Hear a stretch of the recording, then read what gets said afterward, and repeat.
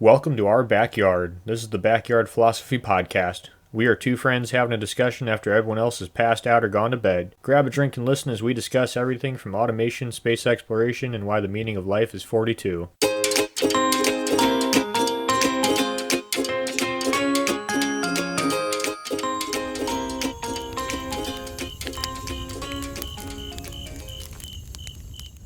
February has one of the most romantic days, Valentine's Day. Love is in the air, partners bestow chocolate, flowers, and romantic gestures to one another. And nothing says romance like historical sex scandals. And perhaps nothing says sex scandals more than the Catholic Church. And today's episode is composed of scandals of which many have deemed him the worst pope in history, title hard to get, and it's just in time for Valentine's Day, almost like we planned it. But before I tell the debacle of an evil pope, Nick, how are you and what are you drinking? Not enough. Not enough.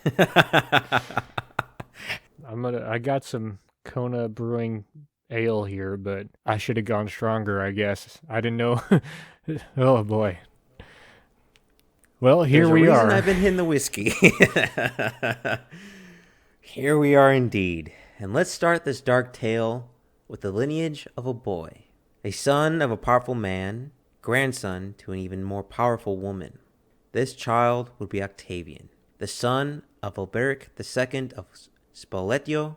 Alberic, Octavian's father, born into an Italian noble family, a family who has a history of power grabbing. Alberic's mother, Octavian's grandmother, was none other than Marozia. For those who don't know, Marozia was the man, or better terms, the woman, behind the curtain of the power for Rome, for Italy, and at the time, the papacy itself. Marozia, who was of noble birth, born between sometime 890 to 892 AD. Her parents, with their own dark history, but I didn't want to go far, didn't want to go that down the rabbit hole. With her parents, she gained an appreciation for power, for wealth, and she quickly used both to position herself into the hierarchy of Italy. Using her beauty, wit, and a family name, she became close to Pope Sigrius III, becoming the Pope's mistress, and some even calling her the female Pope for the amount of power she had. So, I'm just curious on Pope's mistress. Were popes allowed to marry? I thought not. So, at this time, I think it's important to note that this is still young Christianity, and the Pope was more of a king than a religious figure. So there are no rules? And, well, actually, yes. Like, celibacy it was noted, but not established. It'd be later on in history when it would be established that priests and popes and cardinals weren't supposed to take wives. So we need to be, R2, we need to be going up, not down.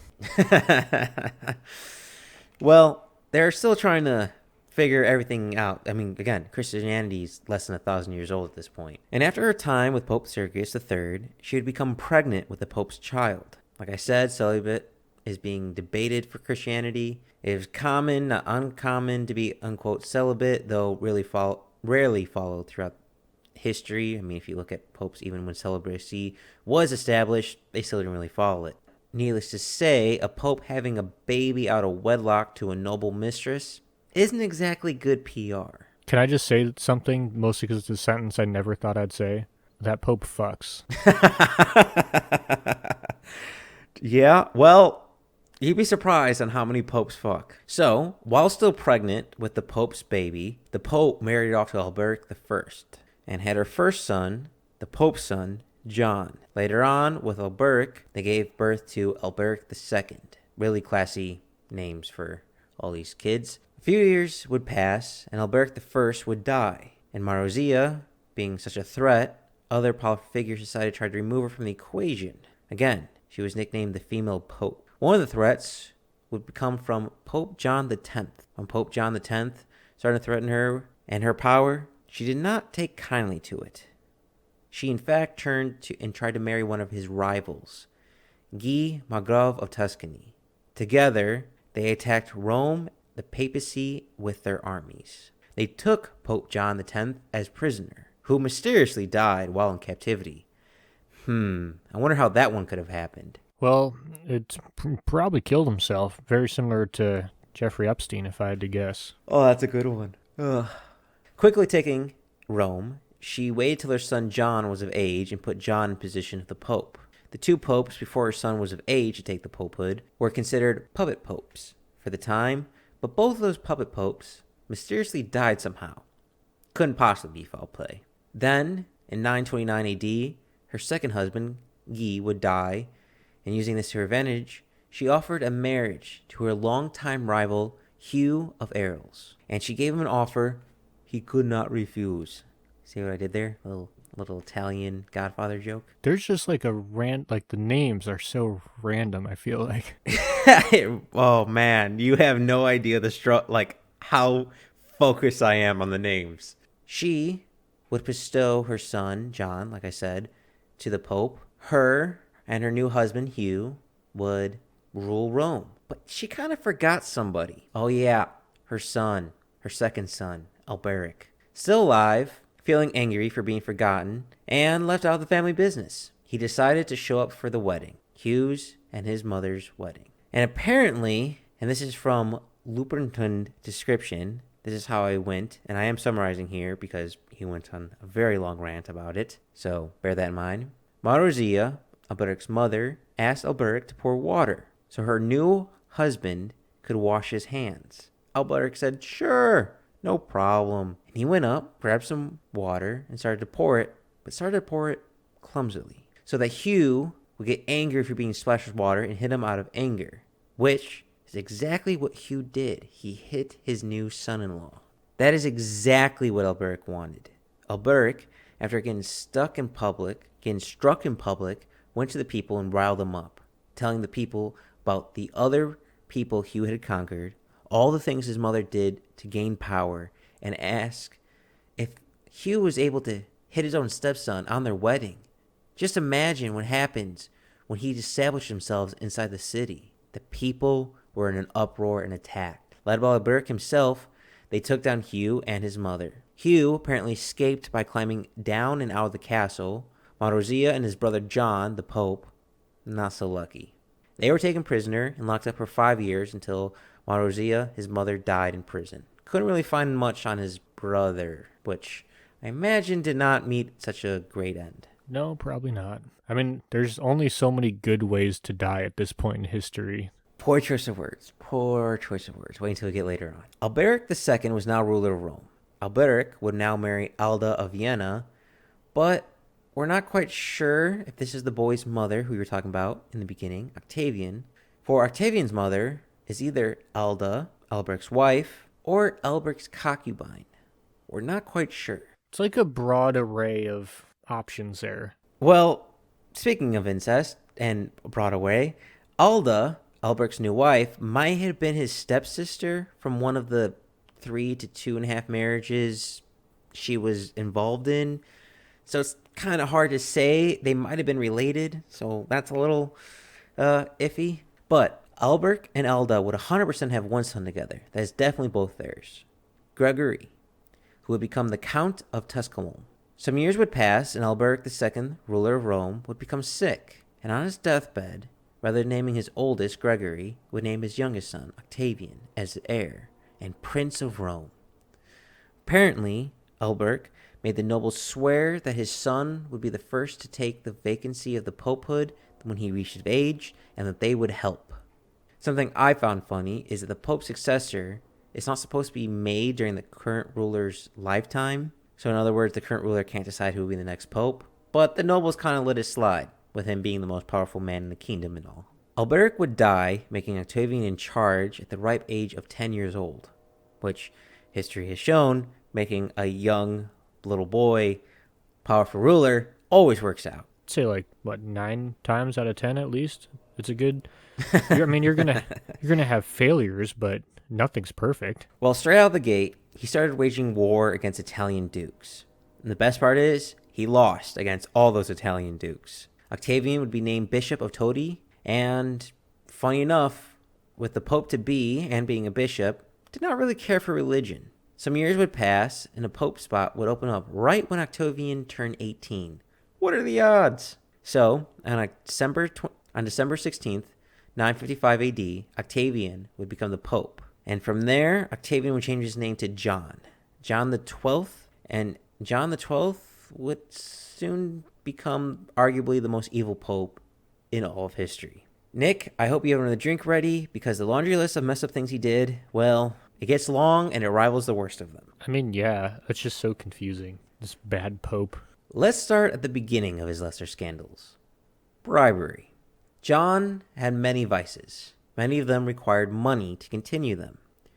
So quite often, he would accept money for office positions, a real politician of his time, accepting bribes for office positions, and he tended to use those bribes that he gained on gambling, alcohol, and prostitutes. Well, I mean, we're from Chicago area, so this just seems pretty tame to me. Well, during gambling, apparently, as Pope, he would toast the devil, invoke pagan gods, and refuse to make the sign of the cross.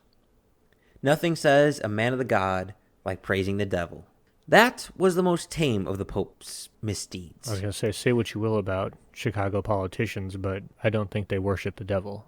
And that's for D.C., not Chicago. Yeah, not far off, but or at least not openly. From there, the young Pope began to get worse, turning the Vatican palace into a brothel, and would openly and try to have sex with married women.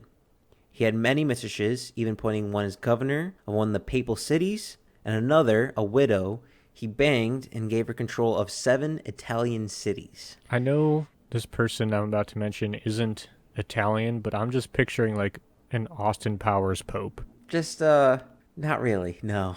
His makeshift brothel, he would have massive orgies, and apparently, Pope John was a switch hitter, for he had sex with both males and females at the orgies. A lot of podcasts revolving around that these days. Is this a trend? My Catholicism is a little bad, but you're not supposed to lay with another man in the Bible somewhere, which is kind of funny for the Pope being a switch hitter. Yeah, but what year was this again? 890s, 900s. BC or BC obviously. AD. I mean AD. Yeah, I fucked that up. I meant after death, but I mean it wasn't that far off from the time when you could have sex with the others as long as you were giving it.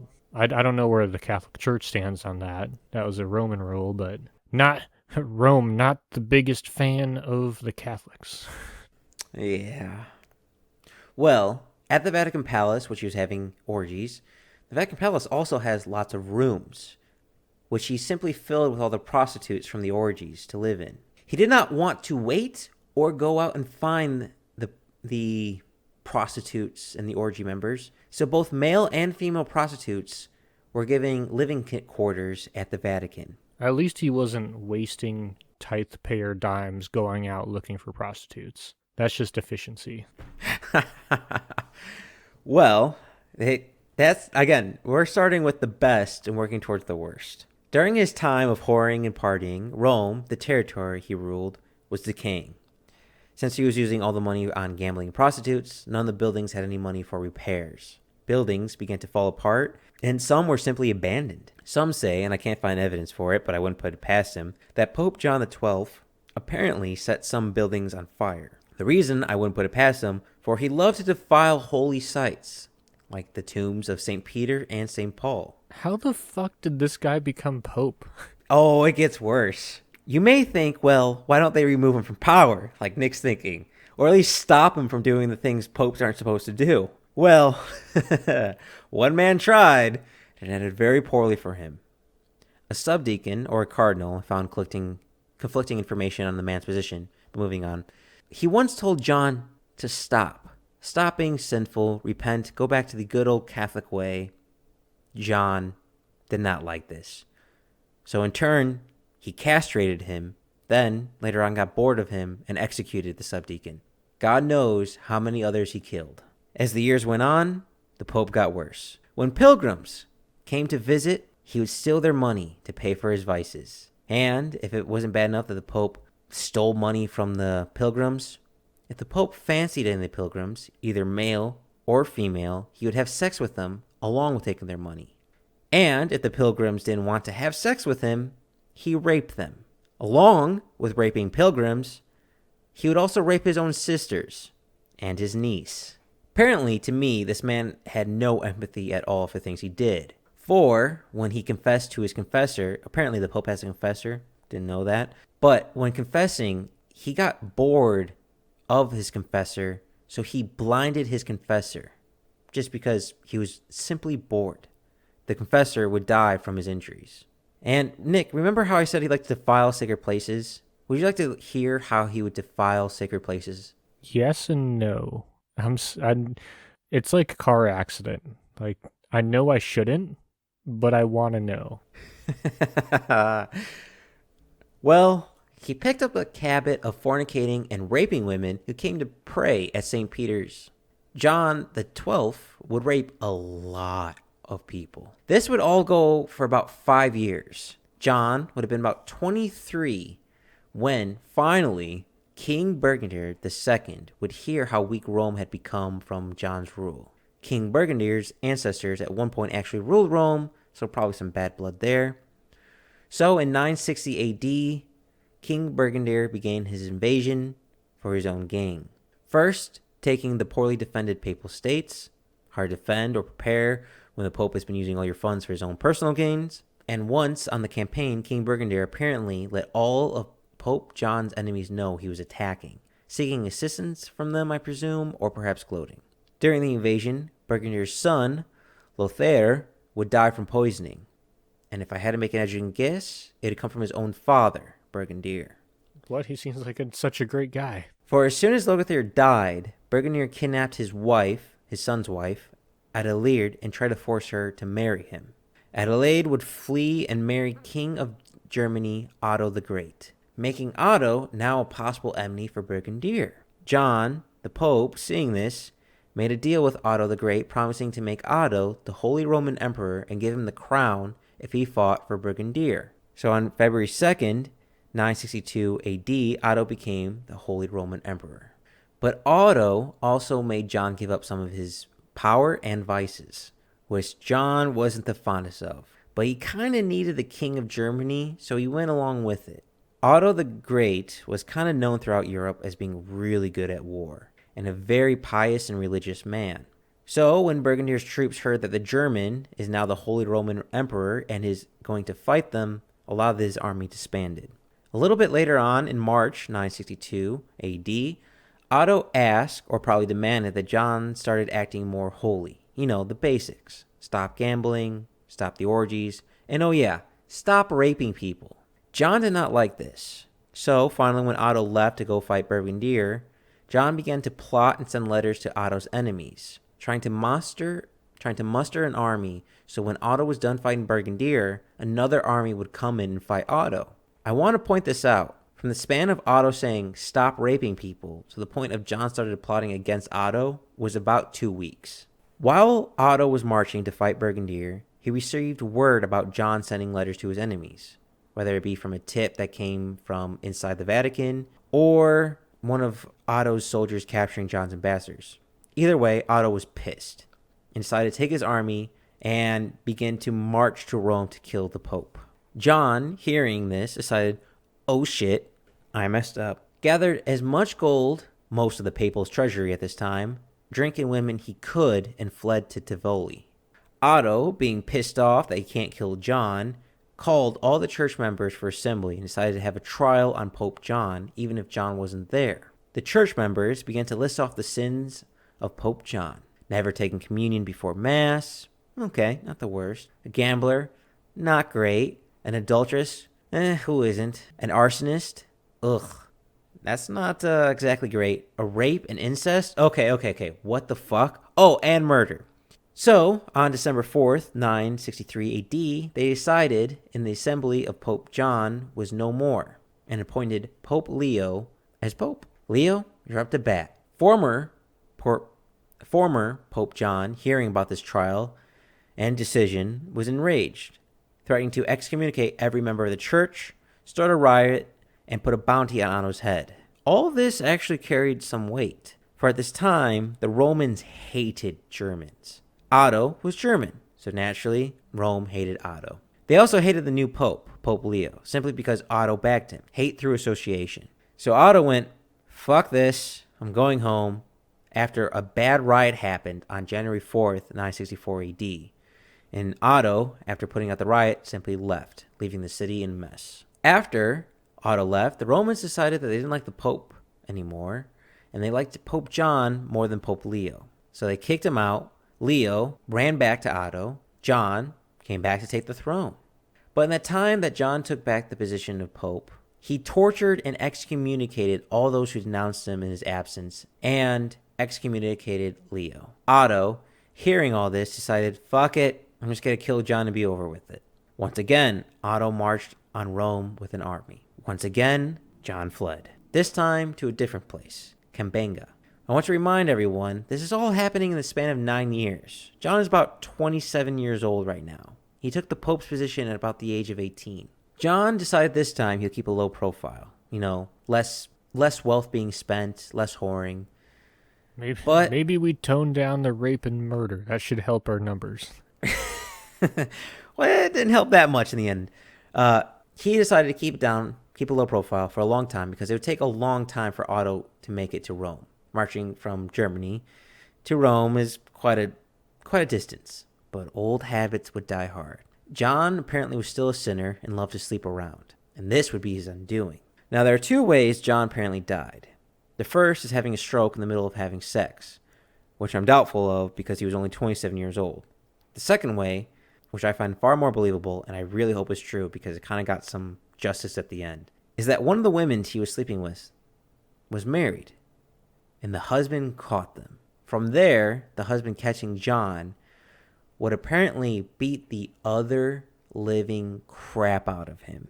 Apparently, so bad that John would die from internal bleeding from the fucking ass kicking he deserved and got. Either way, Pope John XII would die May 14th, 964 AD. His death, in my opinion, should have come sooner, but in the 9 years of his reign, he raped, tortured, murdered, plus dozens of other crimes on people who didn't deserve it, even raping his own sisters and his own niece. So when this Valentine Day rolls around, just stay away from popes and spread some love in the world because, man, there are some real assholes in the world. And to me, Nick, he gets the title of the most evilest pope. It's kind of hard to say you're holy when you like toasting to the devil, defiling on sacred sites, and you like to rape pilgrims and your own family. You said this was a depressing story. It seems like an uplifting story where karma wins out in the end. Karma came a little late on this one, in my opinion. Well, that's the thing about karma. It comes around. It never comes when you want it to. That's why every time you see someone do something stupid on the road, you're like, I wish there was a cop here. There's never a cop there. But we have to hope that somewhere down the road, that person's going to do something stupid in front of a cop. Well, Nick, I guess in my faith, I hope God would work in mysterious ways a little bit faster. A little tongue-in-cheek there. But yes, to my opinion, as far as I know for popes, he's perhaps the most evil in history, and a lot of historians agree with me. Thank you all for listening.